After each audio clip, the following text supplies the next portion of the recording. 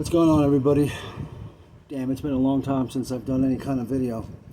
Probably like over a decade now, 11 years. Well, ladies and gentlemen, buckle up. Go to the bathroom, go do what you gotta fucking do. Go get your drinks, go get your food, go fucking walk your kids to school, go fuck yourself. Just sit down and listen.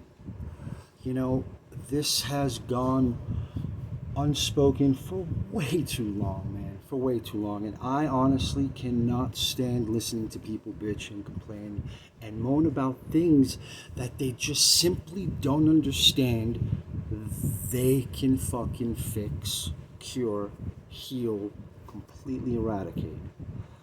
Alright.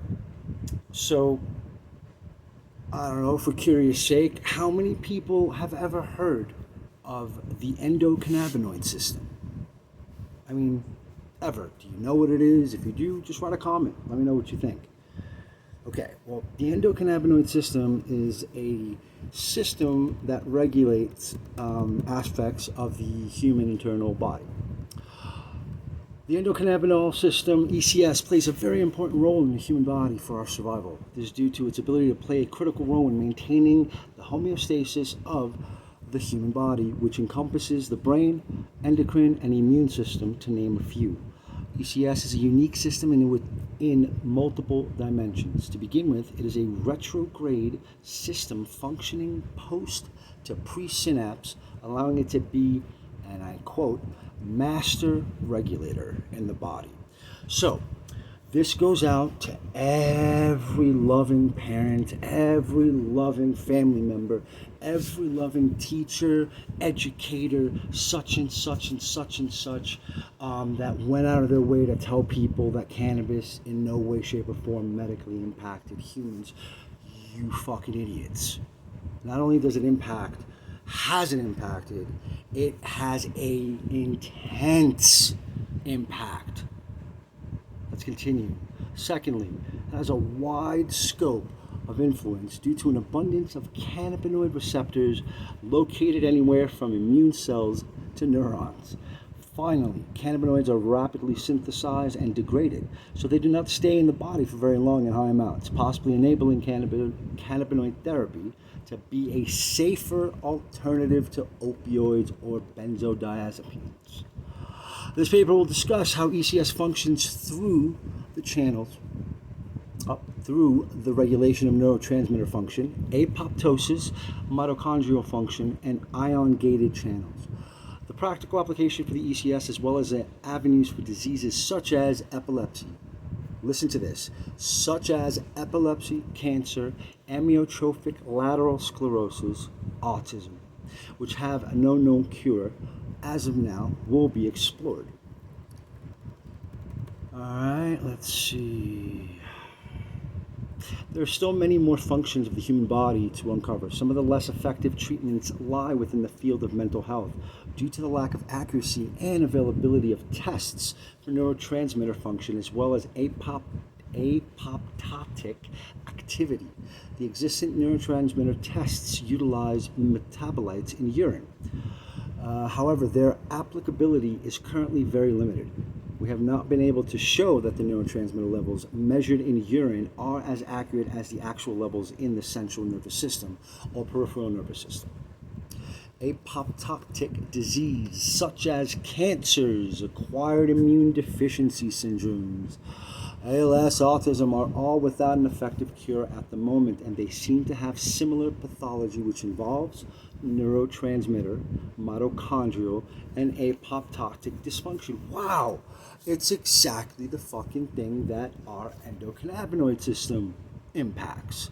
The ECS, unlike the CNS and PNS circulatory system, is one of the most understudied systems in the human body. I wonder why. It has been documented that ECS is directly involved with various roles in apoptosis, cellular death, neurotransmitter levels, and homeostasis. ECS seems to carry a stigma because of the word cannabis. Well, damn Greek named it. In this paper, functions and possible benefits of ECS will be discussed. All right, with all the complex cell signals, genetic mutations, and outside influences, how do we manage to stay at homeostasis, which is another way of saying balanced? The answer is the endocannabinoid system. It is present nearly everywhere in the human body and functions by maintaining the homeostasis of the human body. This is achieved through a negative feedback loop, which works by the activation of a postsynaptic neuron synthesizing and releasing the endocannabinoids as they target various cannabinoid receptors. The CB receptors are G protein coupled receptors, which allow them to directly influence the incoming signal. This functions as an override, which differs from most other cells. As other cells have signal modifiers, they can do anything from amplifying to diverging signals. The neuron is overriding those cells. For example, a fracture in the toe would result in cell death. The resulting lymphatic response would increase the blood flow and the migration of white blood cells to the surrounding area. The ECS would then recognize the excess lymphatic signals, and after deciding that there is no longer a need for the increase of inflammation, the CB receptors in the surrounding immune cells and tissues will begin to bind with the cannabinoids and start to slowly reduce these inflammatory responses. A similar process occurs with pain signals in the brain. Binding and stimulation of the CB1 receptors will upregulate the gamma butyric acid GABA neurotransmitters, thereby reducing pain signals throughout the brain. There are two main receptors in the ECS, the CB1 and the CB2. CB1 receptors are located primarily within brain cells, including but not limited to the hippocampus, amygdala, and hypothalamus. Okay, I'm just going to take a quick break right there and say something. I've had what's called major brain surgery back in 2002. I mean major. I had multiple, and when I say multiple, I believe it was 4 or more subdural hematomas, which were basically huge sacks of blood that were pooling above on the top layer of my brain, in between my skull, increasing a pressure, and ultimately people die from this when the pressure builds up and shuts the brain down. Okay.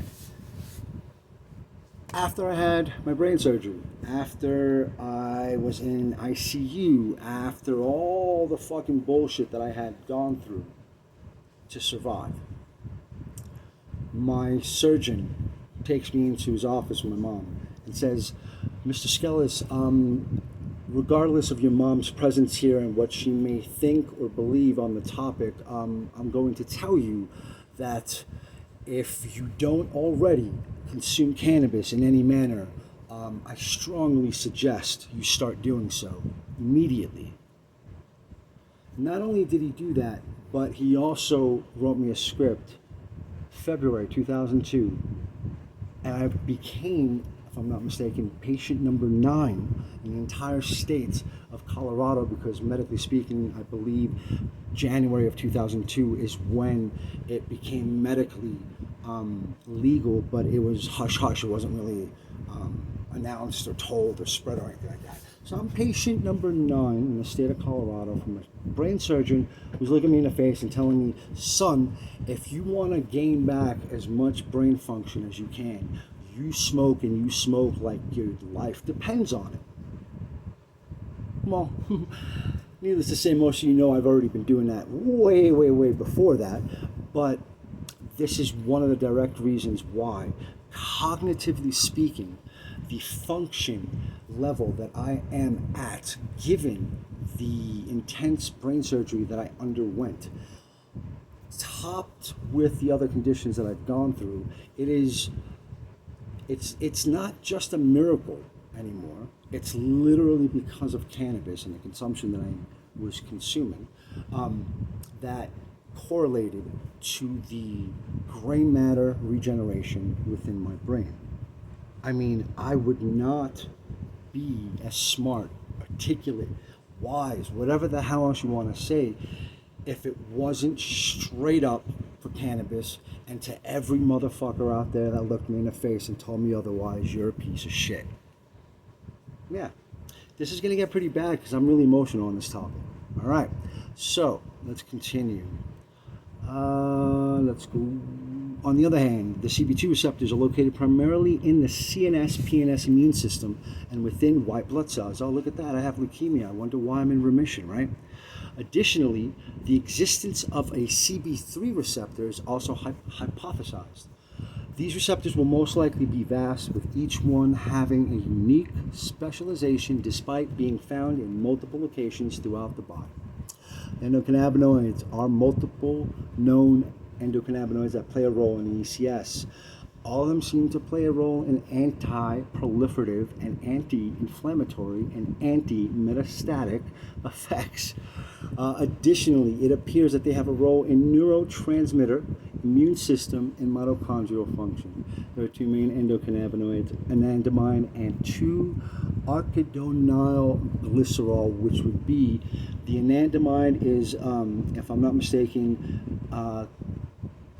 equal to THC, and then the 2, whatever the hell that word is comparable to the CBD that's found in cannabis. Anandamide is an endocannabinoid in the human body with the chemical formula, whatever it is referred to as the bliss molecule. It can be released when one eats chocolate after a craving. Anandamide may be a very important cannabinoid to manipulate for controlling pain stimuli. This is due to an interesting quality of anandamide in which the concentration of anandamide dictates the type and number of receptors activated. Anandamide also has the ability to make or break short-term connections between nerve cells that directly affect memory. So that short-term memory loss bullshit, that long-term memory loss bullshit, there's speculation whether anandamide dulls and removes not only physical pain, but psychological discomfort as well. Look at that. If so, this could be utilized to help individuals with post-traumatic stress. This argument has particular merit as repression is a well-known coping mechanism. Furthermore, anandamide has been shown to have anti-proliferative effects in breast cancer. It has also been shown to bind with strong affinity to the CB1 receptors, which may play a greater role in analgesic effects of the endocannabinoids. Out of here. The second cannabinoid is the most prevalent and my favorite on the human body. Its chemical structure is quite similar to anandamide, having the same carbon but a different. It is considered a full agonist of both the CB1 and CB2 receptors, playing a major role in the ECS due to its high expression in peripheral immune cells. I have chronic myeloid leukemia. It is a bone marrow immune suppressing cancer. I have also had my spleen removed, which is the second line of defense of your immune system. So I have what is considered a dramatic loss of an immune system. Okay, that's why leukemia kills so quickly, especially when you have a splenectomy. I mean, that's the only other line of an immune system that you can rely on. So I have a genetically damaged bone marrow immune system not working properly, and I have a removed altogether spleen. 3 months of consuming 1 gram of live resin cannabis, 500 milligrams twice a day, man, for 3 fucking months. Not only impacted my life in so many wonderful, healthy ways, it reset my bone marrow immune system dysfunction to a functioning state, thus putting me in remission. Okay? That's how that worked. When I sit there and I tell people I'm in remission, I always get that generic, oh my God, that's so great, you must have a wonderful doctor and feel so lucky and blah, fucking blah, blah. No, I have a wonderful mind and I love weed, and I did a lot of fucking reading as much as I could, and I learned exactly what role this concentrate was going to have and exactly how long and such just to get to the goal that I got to. I mean, this wasn't a haphazard, remission. This was an intentional goal. To people who have had breast cancer, to people who have had mastectomies and just all these unnecessary procedures based off of a simple notion that a doctor should be given more precedence of knowledge over a human being that has not only applied this information to himself multiple times, but for some reason just can't seem to impact why they should not do the stupid test, why they should not go get more irradiated for another test, why they should not remove body parts and hack them off. Okay, because you're all doing them out of one simple fucking reason why doctors exist and make money: fear.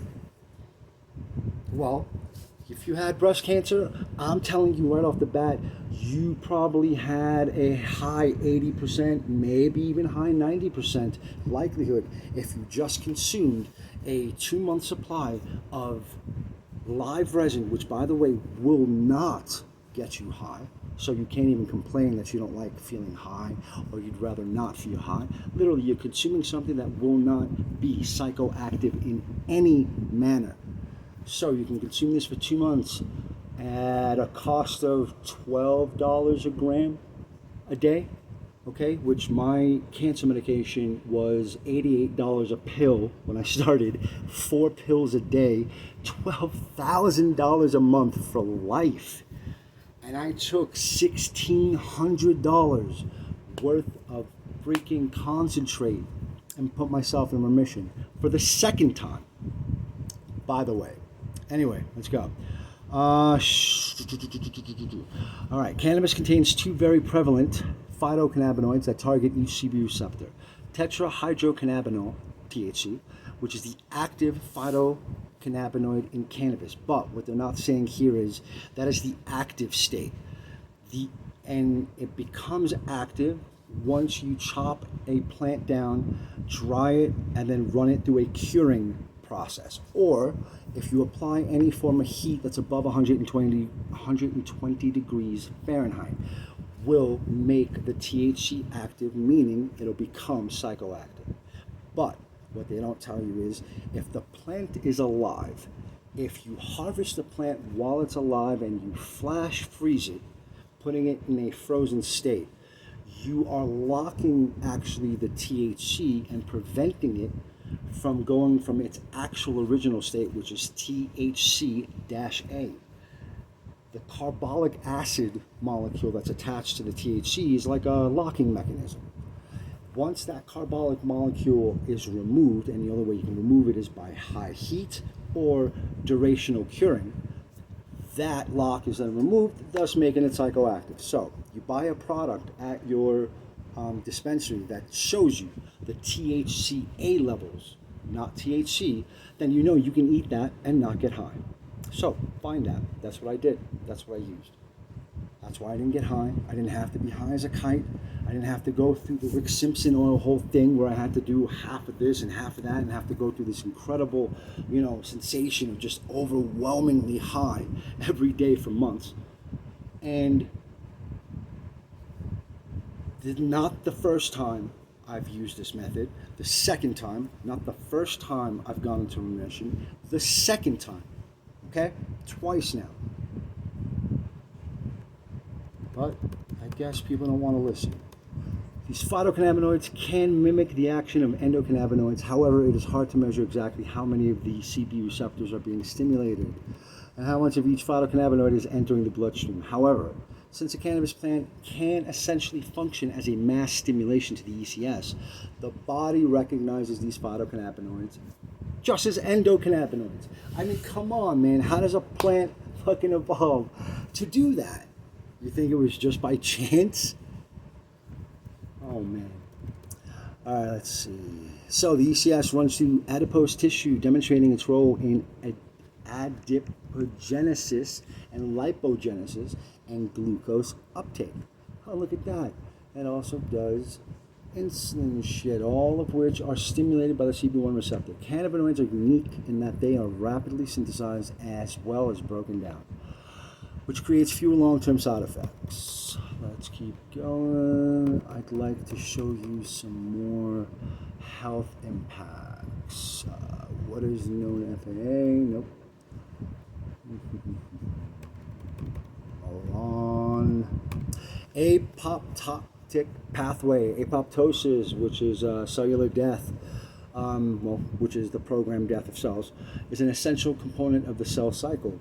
This has multiple implications for the human body, such as maintaining the homeostasis or eradicating potentially dangerous cancer cells. While many of the proteins involved are known, the exact mechanism of apoptosis are yet to be elucidated. Meaning that doctors don't know how fucking apoptosis works, but those motherfuckers know that cannabis causes apoptosis. Apoptosis is not the only manner in which cell death occurs. The other large contributor to cell death is necrosis. However, unlike apoptosis, necrosis is highly toxic to cells and results in inflammation due to cellular lysis, which proceeds with cell death. Apoptosis is generally caused by the activation of various capsases, a family of enzymes that play an essential role in apoptosis. Considered initiators, whereas 7 are executioners. The 3 main pathways in which apoptosis can occur are extrinsic, intrinsic, and perforin granzyme pathway. Sure. I'll keep going. Yeah, man, the amount of impact cannabis has on our lives, our internal systems, is it's just fucking disgusting. And, you know, I will do this and I will be proud to do this. I mean, I'm going to pat myself on the back because I know there are people out there that may be listening to this that remember this. I was fucking 17 and 18 in high school, running up and down Fort Hamilton fucking hallways saying weed's gonna be legal soon. You're all gonna see cannabis is gonna be legal. There's no fucking way something this impactful is gonna be, is gonna remain in this manner of being illegal. And it came true, but not only did it come true, man.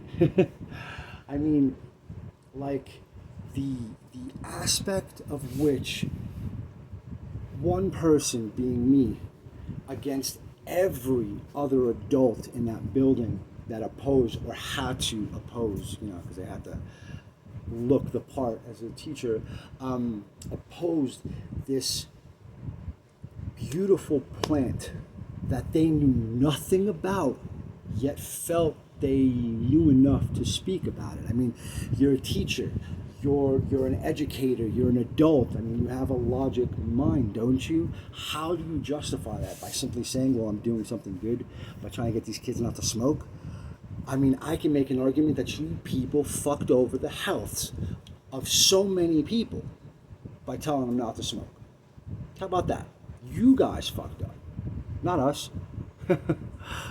Oh man, additionally, this pathway plays a large role in T-cell activated apoptosis. In a study conducted by, THC has been shown to cause cells to undergo enhanced and spontaneous apoptosis, both in vitro and in vivo. Interestingly, mice treated with only THC had a higher rate of apoptosis than mice treated with both THC and mitigan, a substance that influences mitosis or cell division. Additionally, what is it called? Mitigan. I don't know if mitigan is, I'm assuming mitigan is a man-made substance, and yet the natural God-made substance was more effective on its own and was less effective when introduced with another man-made compound. Additionally, it was noted that active lymphocytes down-regulated expression of CB2 receptors. However, CB1 agonists failed to have a significant impact in reducing THC-activated apoptosis. CB2 agonists block the THC-induced apoptosis. This demonstrates the role of ECS in controlling various disease states and inflammations. All right, let's see.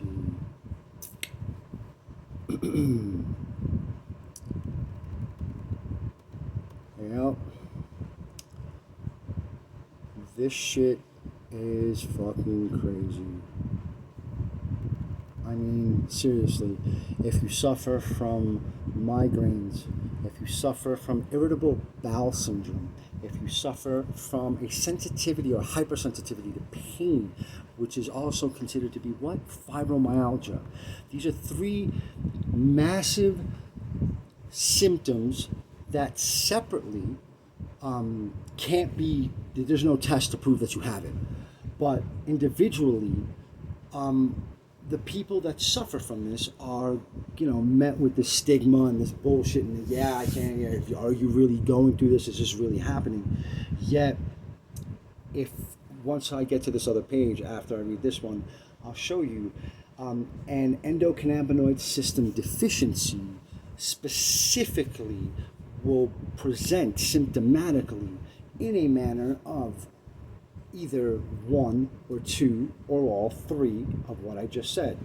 Migraines, repetitive migraines, irritable bowel syndrome, or irritable bowels in general, and any form of hypersensitivity to pain, touch, okay? If you suffer from one, you have a better chance at not really suffering too badly in the deficient section. If you suffer two, then you're in the 50-50. If you have all three, you are probably what's considered a highly deficient ECS person, which on top creates such a magnitude of other conditions that are misdiagnosed by doctors who don't even know about the fucking endocannabinoid system, and thus prescribed unnecessary medication, unnecessary procedures, unnecessary fears being put on the patients, all because of the huge impact this ECS has in our regulatory system and the lack of knowledge that our doctors don't have. For example, an individual with a diagnosis of cancer may require an increase of mitochondrial stress to stimulate appetite. And modulation of both receptors through various agonists and antagonists might help control the activity of the mitochondria. There are many other pathways, including the ceramide link and the mechanistic target of rapamycin, pathways that play a role in mitochondrial function, which will be discussed later on. All right, let's see what else. ECS and mental illness. Yes, people, it even does that. ECS is intriguing and relatively unexplored in terms of the role it plays in mental health. Manipulation of ECS might be beneficial in the treatment of schizophrenic patients, people. For example, in a clinical trial conducted with schizophrenic patients, anandamide levels were significantly higher in the blood of patients with acute schizophrenia when compared to healthy volunteers. You understand that's a potential test to prove the schizophrenia, okay?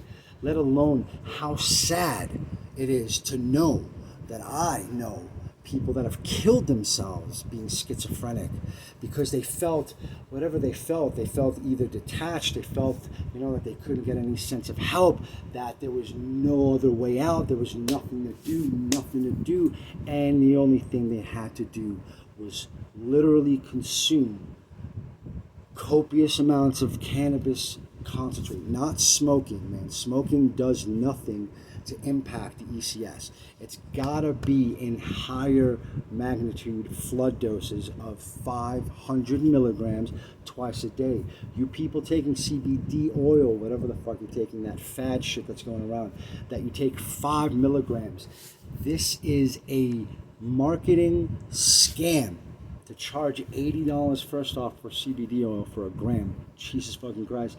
And then to tell you to your face that a 5 milligram dose is all you need to take. That is the most bullshit fucking thing I can't believe people still follow. Anyway, let's keep going. Let's see. Schizophrenia as summarized by the National Institute for Mental Health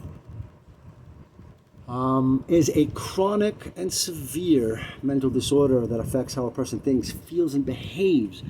people with schizophrenia may seem like they have lost touch with reality. Although schizophrenia is not as common as other mental disorders, the symptoms can be very disabling. One can conclude that the more severe the mental illness, the greater the dysfunction in the ECS, obviously.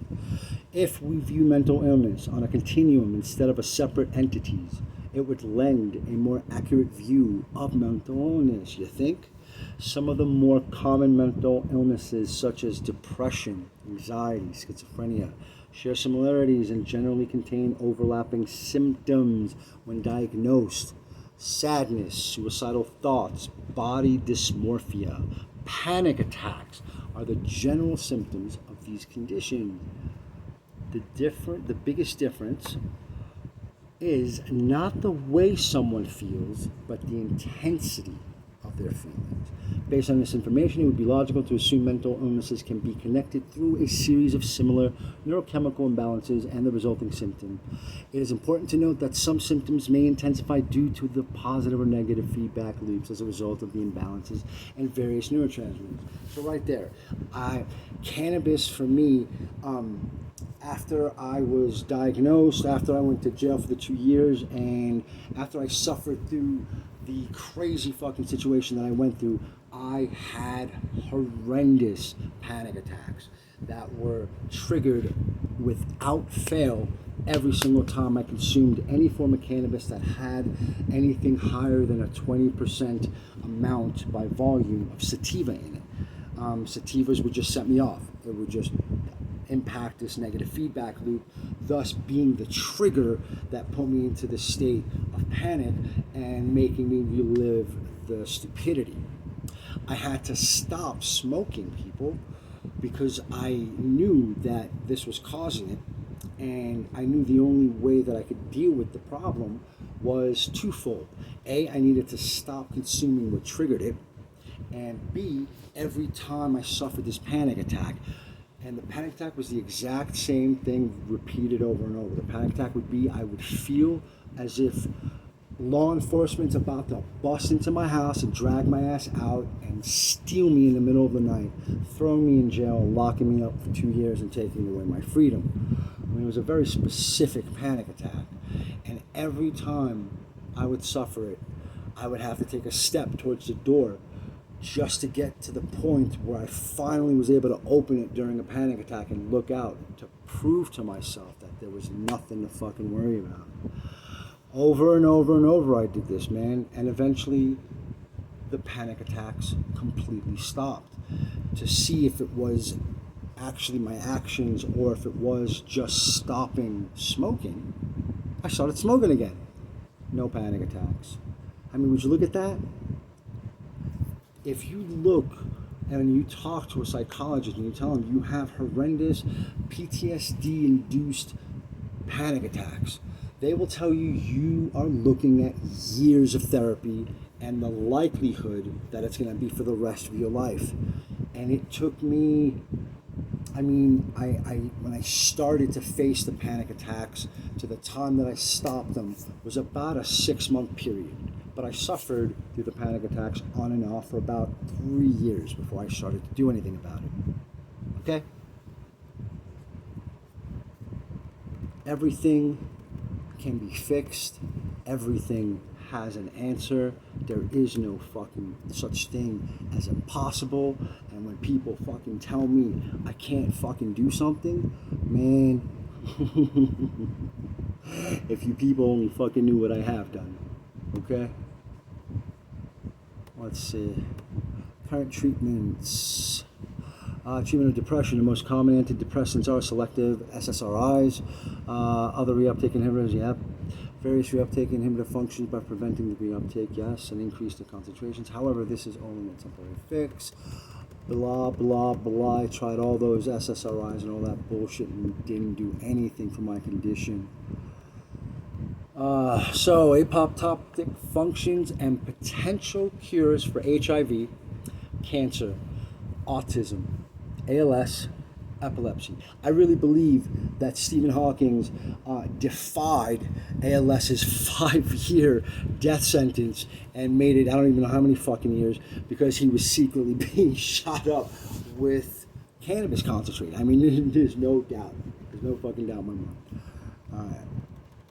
T cells are very important for the immune response against pathogens, extracellular parasites, and other possible viral or bacterial organisms. Unlike cancer, apoptosis is not suppressed, but rather excited in the presence of HIV. However, one of the incredible mechanisms regarding ECS, as if we haven't heard enough already, is that even though it is considered a negative feedback loop, as a result of varying receptors in cannabinoids, it appears that it is possible to both decrease and increase apoptosis. What? Hypothetically, if one were able to reduce T-cell apoptosis, which occurs in early stage of HIV, one might be able to reverse the process completely and eradicate the virus. Cancer, as a result of multiple genetic mutations. My cancer was a direct result that I have yet to get a confirmation from any doctor because of their unwillingness to state what I already know to be true, because they don't want to have to be liable if I try to do something by suing. But my brain surgery in 2001 into 2002, I had 30 MRIs, CAT scans with and without contrast in less than 60 days. The amount of radiation that I went through, and I'm not saying anything other than the fact that I am still grateful for that man saving my life. That brain surgery saved my life, no doubt about it.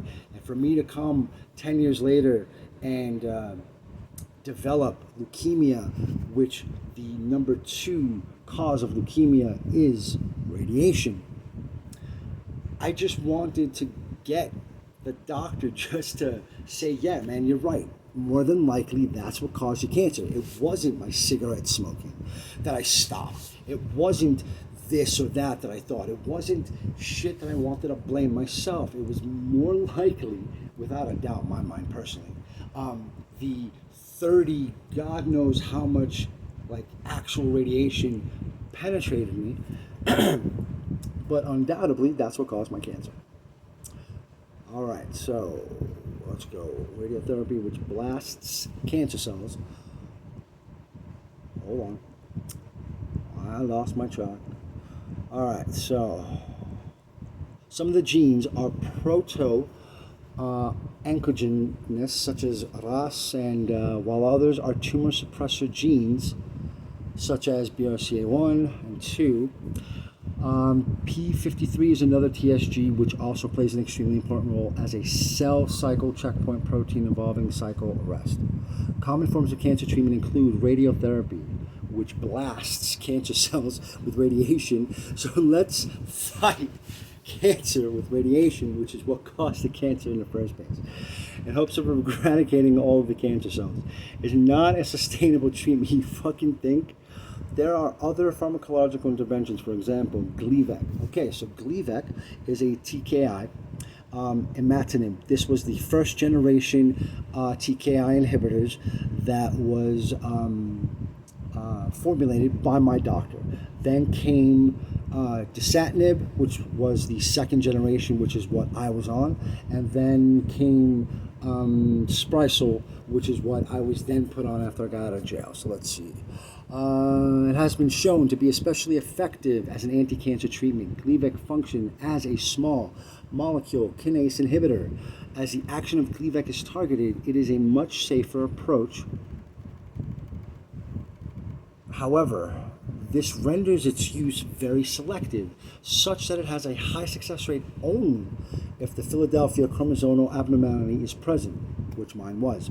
An additional problem with the drugs, such as Gleevec, is their effect on the P-glycoprotein, which functions as a selective pump in the blood-brain barrier and other various sanctuaries in the body. However, this function backfires with various anti-cancer drugs, as it tends to pump them out in an attempt to detoxify the body. Okay, just so you all know, the longest living chronic myeloid leukemic patient made it to 25 years since his diagnosis. That's it. That's the longest leukemic patients have ever lived. And that happened, I believe, in 2017 or 2018. I'm telling you right now, I'm going to break that record threefold, if not cure myself completely. Okay? Most myeloid leukemic patients don't make it past 3 to 5 years. I was in remission within the first 6 months of being diagnosed, and I was in the blastic phase. I was, and I quote, unchartable when I was brought into the hospital. I was so through the roof. They chose to say, dude, he's as good as dead. There's nothing we can do. You want to take him to another hospital and see if somebody else will take him? Be my guest. I mean, that's what the hospital basically said. And, you know, telling my wife at the time, telling my best friend at the time, you know, he's going to die, he's going to die, he's going to die. You know how many times I've been looked in the face by a doctor or a human being and told I was going to die? Oh my God, I can't tell you how many times, man. And this aspect of understanding very simply that the impact of this simple plant derivative that you and the most amount of people that I know personally, that I see suffering through their images and through their social accounts, and I just want to reach through the computer and say, listen to me, man. Just shut the fuck up and buy it. What do you have to lose to take a week's worth of it?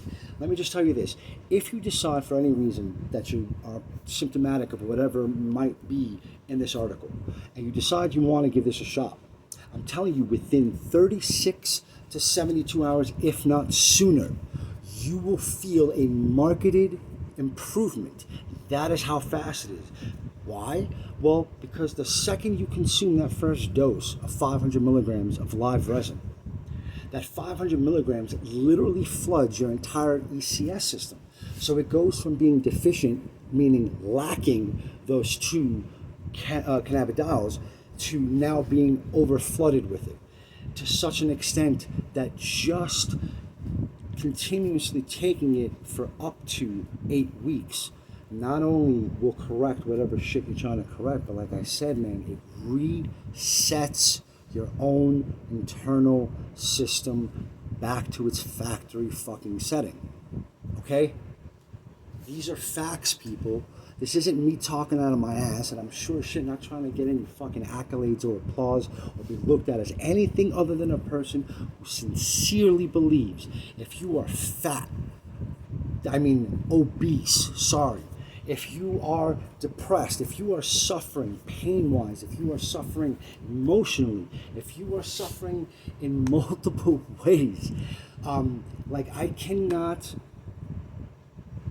sincerely express dearly enough before any other thing that you do, go get a gram, 2 or 3, spend the fucking $60. Give it a week, man. Give it a week. And if it doesn't impact exactly what you need it to impact, then fuck, man, you must have something completely else, or you might be, crazy. But if you do have a symptom, and it is related to the system in which the ECS impacts, I am telling you, it's going to not only get rid of it, cure it, but it's going to reset it so it's harder to come back. You want to lose weight? Eat cannabis. You want to feel great? Eat cannabis. You want to be able to be cognitively highly functional above people who have not had their brains touched? Eat cannabis. Eat cannabis. Eat cannabis. If you're a pot grower and you like getting high and you smoke, stop being an idiot. Grow the plants. Love the plants. Show them whatever you need to show them, that way they can show you back in return what you need to be shown. But I made the switch. I mean, I don't smoke. I haven't gotten high in God knows how long. But the volume of cannabis that I consume on a regular basis, I mean, you guys would sit there and consider me like crazy. I'm talking about quarter pounds, half pounds weekly of fresh plant matter, fresh bud. Okay, that floods my system. I'm intending to take what only takes 2 months to reset, and I'd like to do a year straight worth of concentrate to see, can I go deeper? Can I really, in fact, actually cure myself? I mean, some people might be laughing, but I believe it's possible. I believed that my remission was possible when everybody else said, yeah, sure, good luck. So why can't this be possible? Well, we'll see soon enough. All right, let's see. You know what? Let's go to the deficiency section. All right. So, first explored in 2004, the theory for a clinical endocannabinoid deficiency, CED, was born from the idea that neurotransmitter deficiencies are associated with brain disorders such as acetylcholine in Alzheimer's disease. Man, when I used to sit there and look at my mom and say, Mom, let me get grandma high, it's gonna help. I always looked at it like an idiot. And dopamine in Parkinson's, man. Michael J. Fox, a similar deficiency in the endocannabinoid levels may lead to a neurological disorder. Everyone has a certain endocannabinoid baseline. This corresponds to the circulating levels of the primary endocannabinoids, imatinide and the 2-AG, but also includes the rate of their synthesis and breakdown as well as the relative density of cannabinoid receptors in the brain. Because the endocannabinoid system acts as a nearly universal regulator for a wide array of physiological systems, a decrease in the endocannabinoid function could be far fucking reaching.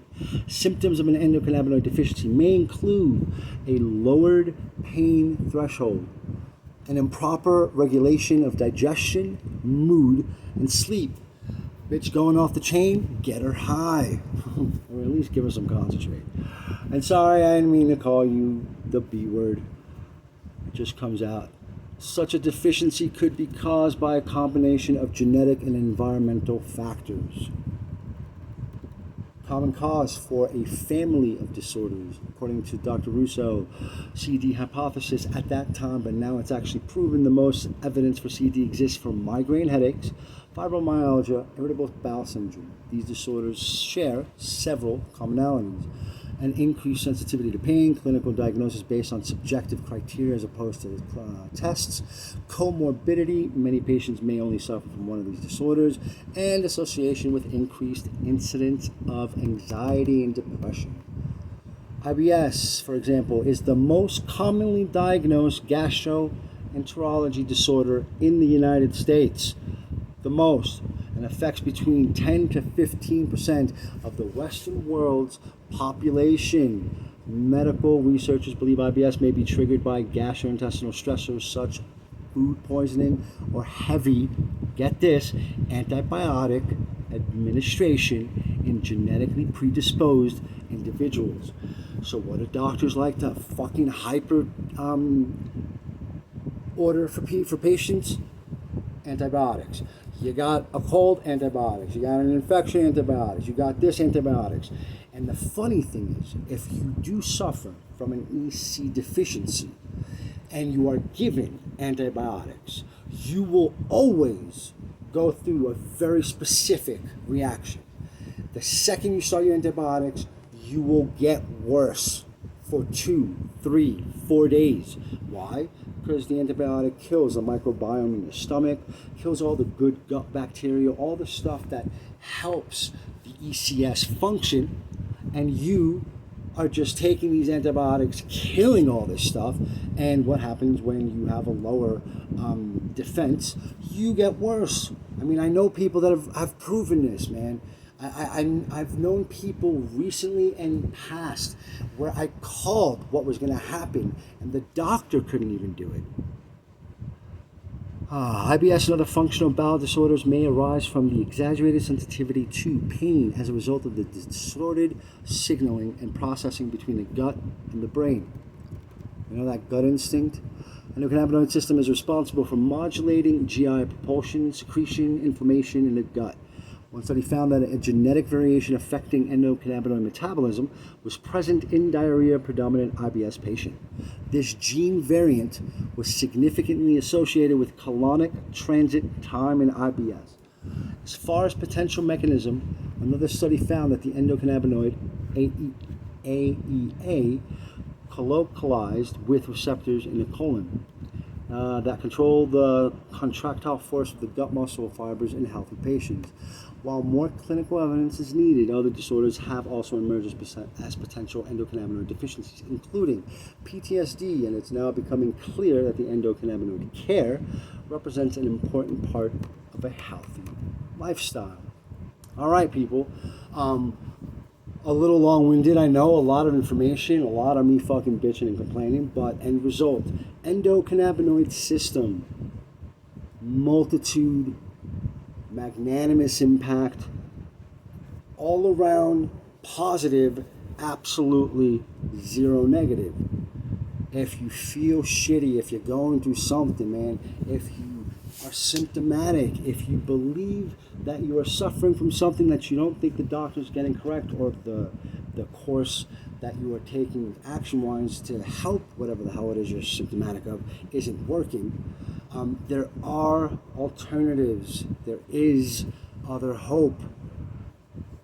Don't just brush off this cannabis aspect because you are you are one of those people that just can't, change their pre-existing dogmatic reality that, cannabis was once bad. It's always got to be fucking bad, or else you need to accept the fact that you were a fucking idiot and believe something that was fucking stupid. Sorry, that's the damn truth. Okay? I don't understand what's so hard to just admit that to yourself. You don't even have to admit it to anybody else. To yourselves, you can't do it. And you'd rather continue to avoid something that I guarantee will help in a positive, impactful manner. I'm not even going to sit here and say cure. I'm just going to say it'll impact you more positively than you can imagine, if not more. Don't you owe it to yourself to go? Don't you owe it to yourself to try? Okay? I love each and every one of you, including the ones that told me to my face I was an idiot for smoking, I was this, I was that, and all that other crap. For every one of you who laughed at me knowing that I was a grower from literally 1999 to present day, 2021. I think there was only maybe 5 or 7 years, 6 years in between that entire time frame that I had not been growing. Okay? The amount of people that I personally have gotten high, I can't even calculate. I can't even fathom. Across 3 states, New York, Delaware, and Colorado. To say that I've grown, upwards to hundreds of pounds over that period of time. Hundreds. And no, I'm not talking about money, I'm not talking about dealing, I'm not talking about that. If you know me and you were part of that period of time and you've experienced that, you know damn well that I gave a lot of that shit away to people just to be altruistic, just for the sake of knowing how positive that sack was to them. Okay? Yeah, so if anybody has any questions, if anything resonated with you, if you just want to come contact me or shoot the shit, hit me up, let me know what's going on. I am very well versed on this topic. I'm not saying I'm a doctor of work versed, but I can keep and hold my own with this without a shadow of a doubt. Any questions you might have, and if I can't answer the question, I'm sure shit not going to fabricate something to make myself look good. I'm going to tell you I don't know, and you can try to find it out yourself. To those suffering, there is definite hope. Okay? There is definite hope. Again, I love you all. All have a great night, and catch you on the flip. Peace.